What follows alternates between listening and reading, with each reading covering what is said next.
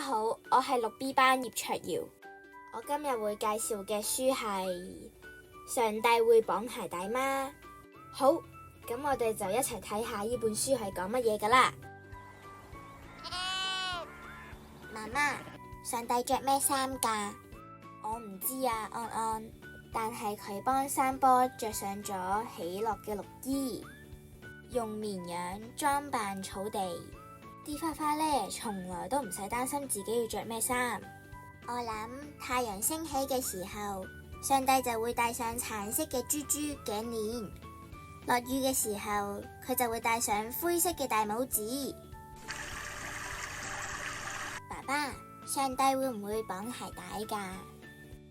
佢一講嘢就會創造天同地，佢一吐氣就令星星企定定。咁上帝就一定識得綁鞋帶啦。媽媽，上帝點樣講嘢噶？有時候佢講嘢嘅聲音好細聲，就好似你將貝殼貼住耳仔聽到嘅聲音咁細聲喎。有時候佢會喺水面上面嚎叫，佢嘅榮耀就好似閃電同埋行雷，會發出隆隆嘅聲響，就好似獅子咁樣。係啊，就好似一隻又威嚴又仁慈嘅獅子。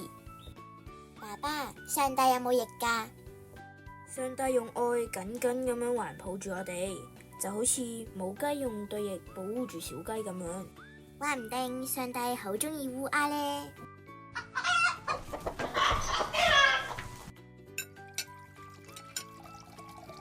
媽媽，上帝會唔會凍噶？佢會唔會肚餓噶？啲人又凍又肚餓嘅時候，佢會好傷心。上帝見到老喬伊着住爛咗嘅外套，一定會打冷震。落雪嘅時候，我要將我嘅手套送俾佢。爸爸，上帝會唔會喊噶？會啊，我諗佢會喊。為嗰啲又凍又肚餓嘅人喊啊？係啊，如果啲人圍埋一齊總係嘈冤巴閉，佢會好傷心噶。就好似湯姆扯莎莎頭髮嘅時候啊，莎莎啲頭髮好長啊，長到佢可以坐上去添。媽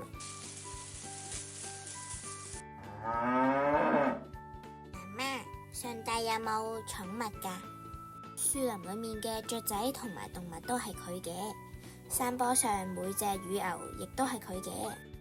話唔定上帝都希望我哋養隻小狗喎。爸爸，上帝會唔會唱歌噶？有可能啊，佢同田野一齊歡呼，同樹木一齊唱歌，連河都幫手打拍子啊！我好似睇到上帝喺雲上面啊，我好想唱歌俾佢聽啊！媽媽，如果冇人寫信俾上帝，佢係咪會唔開心噶？安安，上帝真係好中意聽我哋講嘢，就係中意我哋祈禱。祈禱可以用講嘅，或者唱嘅，亦都可以打鼓。爸爸，上帝中唔中意畫畫噶？佢畫咗日出同埋日落嘅景色，天空就係佢嘅畫布。我估佢最中意畫彩虹，同我一樣。媽媽，上帝需唔需要執房噶？佢叫醒咗清晨，俾四季定時變化。佢每件事都好有次序，就連佢嘅衣櫃都整整齊齊個。